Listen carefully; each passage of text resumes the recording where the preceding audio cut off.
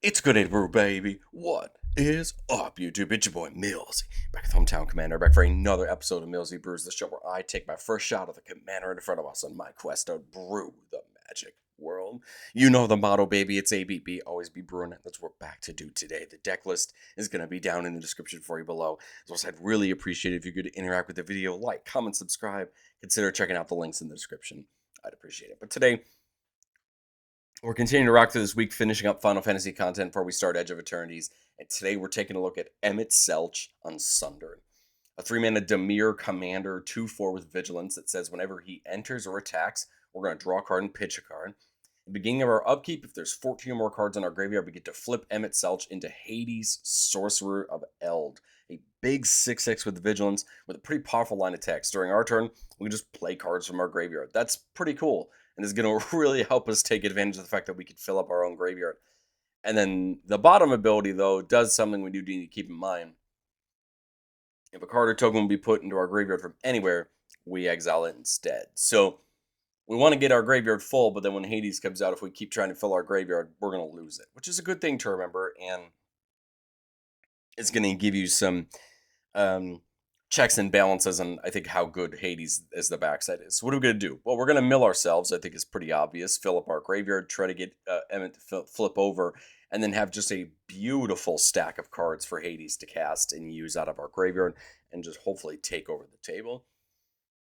We'll want a lot of ways to care about our graveyard because we're going to be trying to utilize our graveyard. And then we'll have a couple ways to win the game if we end up going way too deep and milling way too many cards out of our library. But I want to say a quick thank you to the channel members. Thank you for so much for supporting the channel. If you're in seeing all of our videos just a teeny bit early for just $1 a month, consider checking it out down below. I'd appreciate it. But all right, self-mill. I mean, there's a lot of ways to view self-mill. You've got single card pieces like Deranged Assistant or Milliken that are just going to mill a card to add some mana. Stitcher Supplier, whenever enters or dies, mills 3 cards for us. The Warring Triad, same thing. Tap to mill a card and add a mana of any color. Now, the Triad is not going to be a creature unless there's fewer than 8 cards in our graveyard. Then it becomes this big 5/5 trample flying haste. Ultimisio, when it comes in or attacks, surveils 2. And then at the beginning of your end step, you could pay 8 mana to flip it into its backside. We won't really talk about the backside. It's not as relevant. I think the surveil on the front side is more important. Vohar, tap to draw and then pitch. And if we pitch an instant or sorcery, each opponent loses 1 and we gain 1. And we could pay 2 to sack it to cast instant or sorcery from our graveyard this turn. And if that spell would be put into the graveyard, we exile it instead, only at sorcery speed. So kind of interesting. It helps seed our graveyard with things in our hand if we want them there, but can be sacked at another time to cast a spell. Note that Vohar doesn't fit timing restrictions, so if you sack this at sorcery speed to cast a sorcery, you can only cast it at sorcery speed. Beta Live lets us put creature cards we want into our graveyard, really nice, so for when we can plan to flip to Hades, right? Glimpse the Unthinkable can mill our own self for 10, which is very interesting. Matt Lazantley lets us draw and then pitch. So again, we can seed our graveyard. And then if there are 4 more permanent types among cards in our graveyards, it flips over into a land that can help tap for more mana. Mesmeric Orb says whenever a permanent becomes untapped, that permanent's controller mills a card. Going to mill the whole table, but also mill us and get those cards stacked up into our graveyard. Same thing with Ripples of Undeath. At the start of our pre-combat main phase, we mill 3. Then we can pay 1 and 3 life to get 1 of them back. What I like about Ripples is that it gives you that option to get it back. Like if you mill something you really, really wanted, you could get it back so it doesn't have to hit your yard. And you're still putting cards in every turn.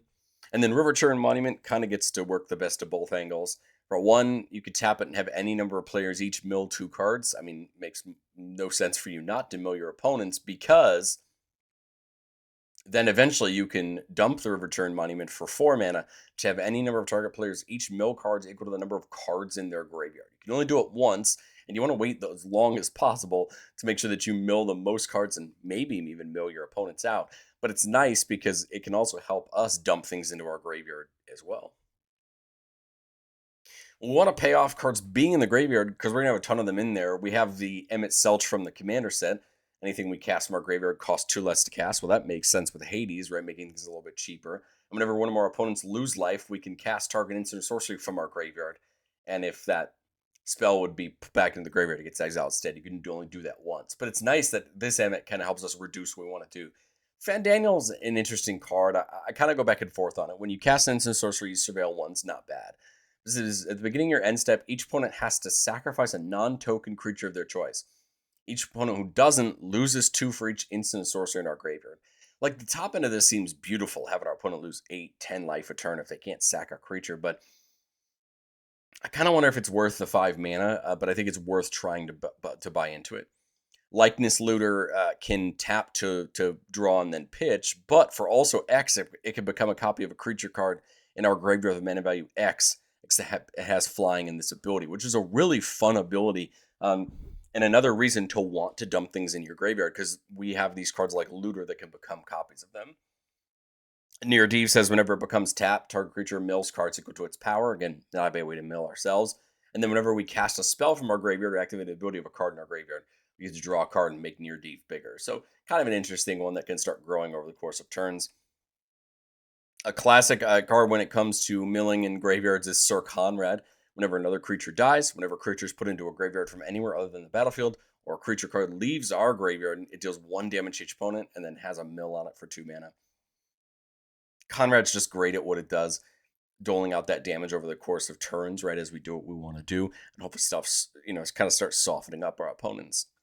The Ancient One can't attack or block unless there's 8 or more permanents in our graveyard, and we could pay for it to draw and then discard. When we discard a card this way, target player mills cards equal to its mana value. So, Into It might look odd. It's a 2 mana 8/8 that can't really do anything, but remember that we're already going to be trying to mill anyway. And if we need help, the Ancient One's bottom ability can help us mill too. Wonder if it's in our graveyard and we control an island. All of our creatures have flying. Good way to give us some evasion and get into our opponents. Zonde gets +1/+1 for each non-creature, non-land card in our graveyard, so it can get bigger and bigger, and it has menace, so it could potentially hit our opponents. Then you could start taking advantage of things like Breach the Multiverse to have everybody mill 10 and get something back from each player. A big spell that can just get a lot of things back. Living Death and Rise of the Dark Realms can just mass reanimate creatures from the graveyard. Rise just brings them all under our control. What Living Death does is everybody exiles all the creature cards from their graveyard, sacrifices all the creatures they control, and then puts all their cards exiled onto the battlefield. So everybody else is going to get theirs back versus Rise of the Dark Realms. We just get all their things. And both of these, just the bigger our graveyard are, the better. Terror Tide can be a nice board wipe. Creatures get -X/-X for X number of permanents in our graveyard, right? The later the turns go, right, the better the Terror Tide gets. The Final Days makes two tapped 2/2 horror tokens. But if we cast from our graveyard, we get X of them, where X is the number of creature cards in our graveyard. So the later the game goes, the more of these little 2/2 horrors we can get. And that doesn't seem bad for 6 mana, especially if we got a nice loaded up graveyard. Secret to the Dead says whenever we cast a spell from our graveyard, we draw a card. And then Taval's Judgment from the Tarkir Commander decks. Whenever one of our cards lead our graveyard, choose one that hasn't been chosen this turn, draw a card, make a treasure, make a zombie.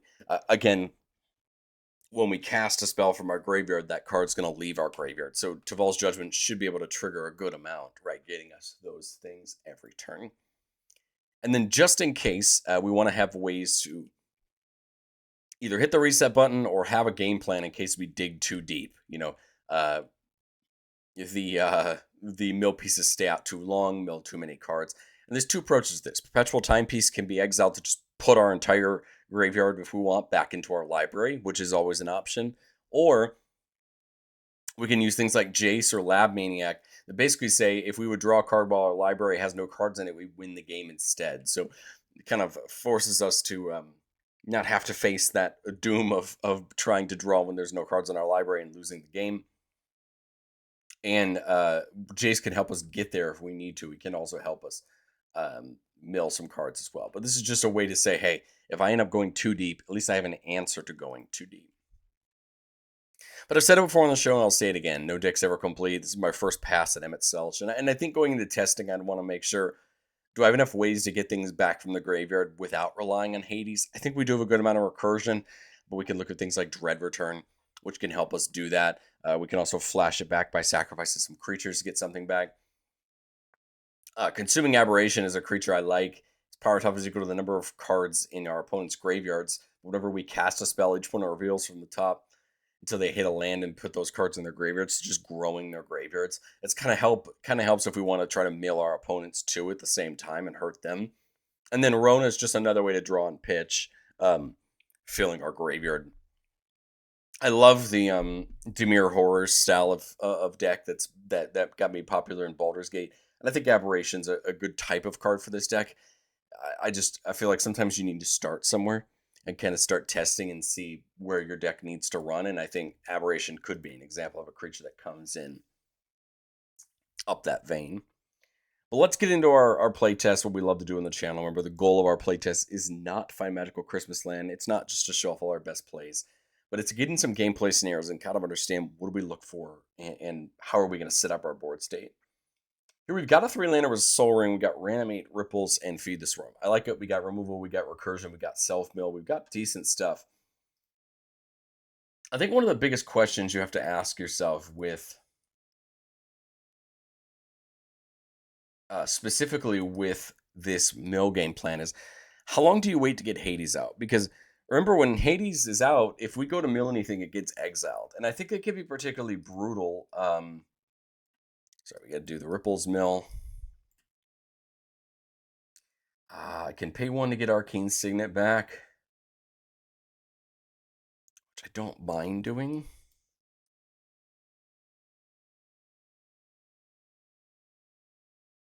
I've got, what, 3 mana?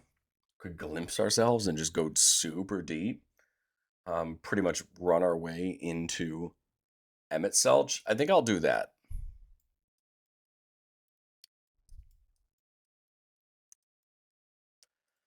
All right, so we did see Dakmor Salvage. Here's a land that has Dredge, so instead of drawing a card, we can mill 2 and bring it back to our hand. So there's a way that we can continue to refill it. We won't this time, but it is an option for future turns. So we're going to do the Ripples again. Let's see, how's Matt Lazantley looking? 1. I think it's just 2 on the permanent types. So Matt Lazantley isn't super great at the moment. I mean, Animate Dead would be great to get some creatures back. In case we go, depending on what we have in there. If I pay for this, I have 5 mana, 6. Okay, I think I'm willing to bring Animate Dead back just to have an option to get some things back.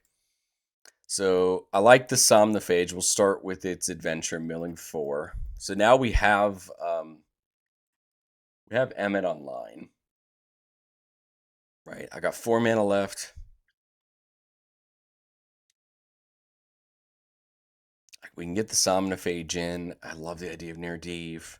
I love the idea of Ultimecia.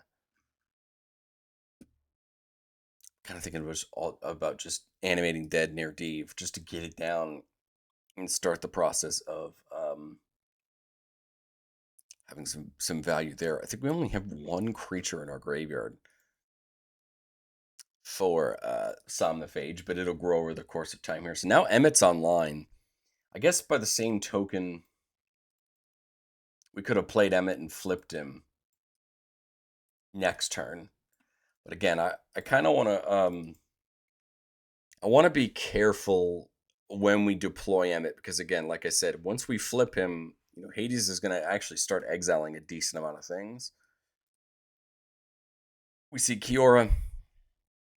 Whenever it attacks, if there's 7 or more cards in our graveyard, make that big Sign of the Deep token. I think I'm willing to let them all sit. It did actually grow Somnophage a little bit. I could go reanimating if I want to. Reanimate the Kiora, reanimate the Ultimecia. If I go to Emmet and I flip it over, like, I'm just trying to think what is there to get. River Churn, but the problem is River Churn is going to start hurting me because it's going to start exiling cards. You know what I mean? That's my biggest problem with flipping Emmet over, is we just got to be careful when we choose to do it.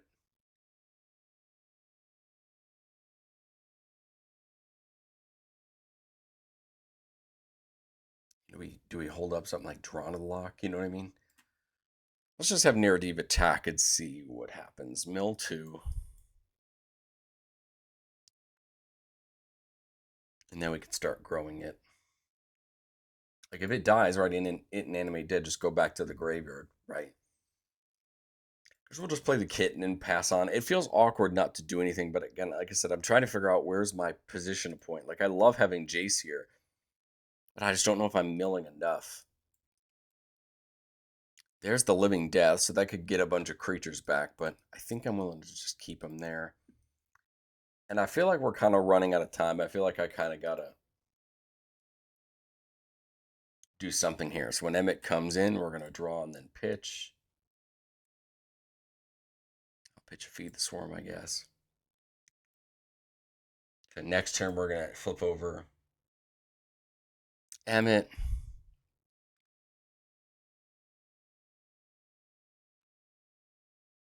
I could reanimate something like Kiora back if I want to. Thought here's just trying to on the cast for reanimate.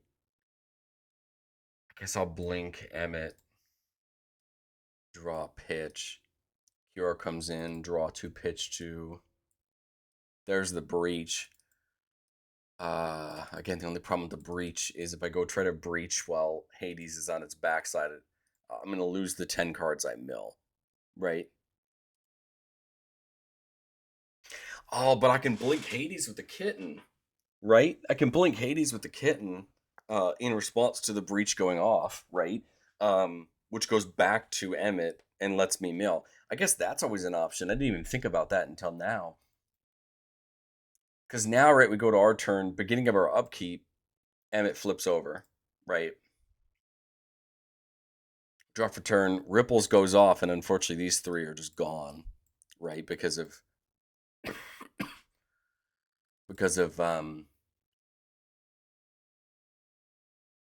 well, it's our turn. Let's think about this. If can I respond to the Ripples trigger to blink Emmett?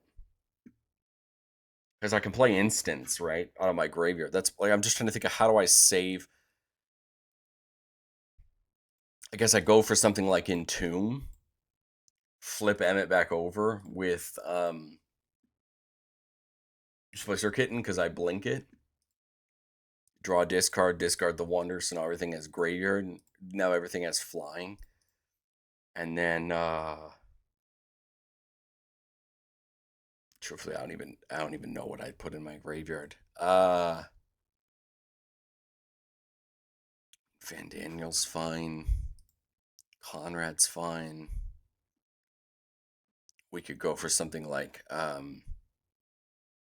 Lab Maniacs. We have a way to get it, get it back. No, we're not worried about, I guess, it being milled, right? And then I go, so we just breach, right? And then for us, I guess at this point we take Lab, right? Just to not worry about us absolutely nuking ourselves, right? We get our opponent's things, and I guess that's not looking too bad.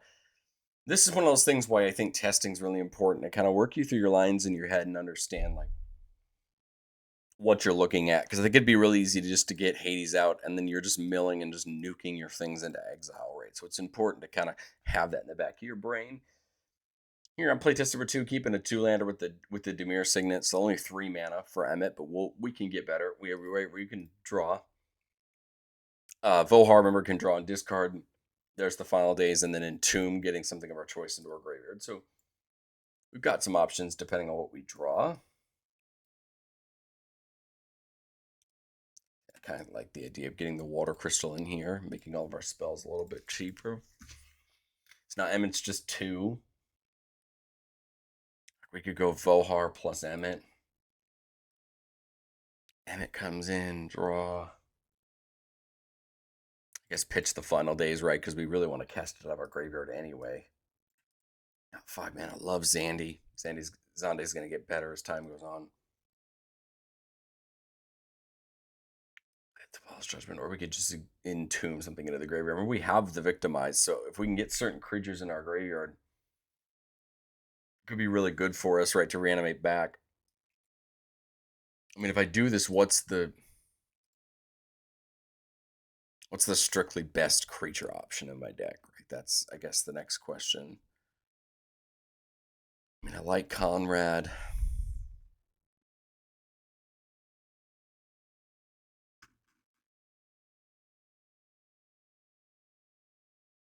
I mean, Fandaniel could be fun. And this is where I think you can add better creatures, right, to give more options for things like this. The looter would make sense, right? Being able to get things out of your graveyard. I'm just going to choose Fandaniel. Let's do this. Draw and then pitch. And if I pitch an instant sorcerer, but I lose one of game one, I'll pitch Zandy.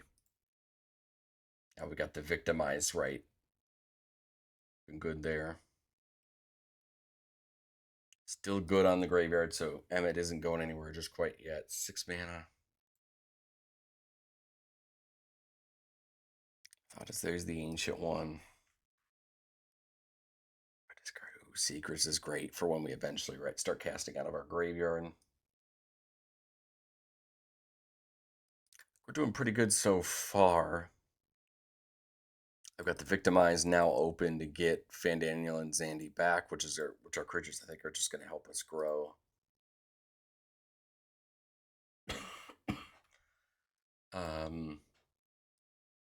So my thought is give up Vohar for Zandy and Fandaniel. That's going to trigger Taval's Judgment. I'll draw a card off of that. Emmet, I just remember, does draw and discard for attacking, so that is an option. Let's go with Thought Scour. This is going to surveil us 1. We'll bin it. Mill 2.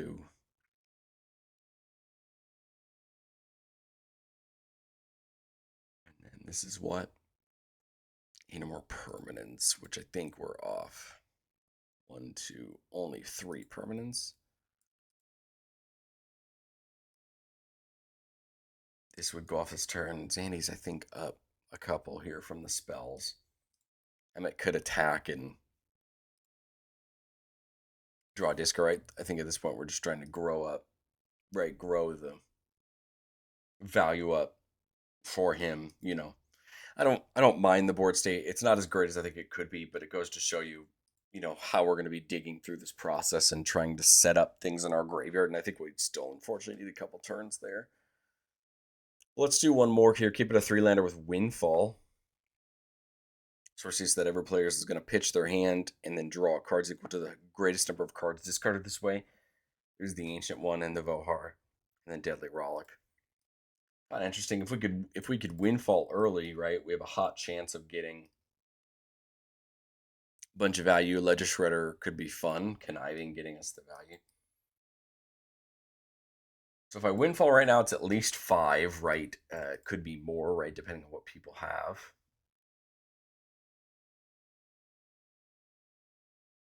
So I guess there's not much. Let's just say somebody has, 6 as their highest. 7 as their highest, right?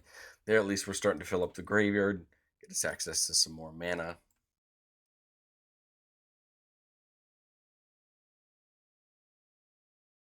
Play the Crystal.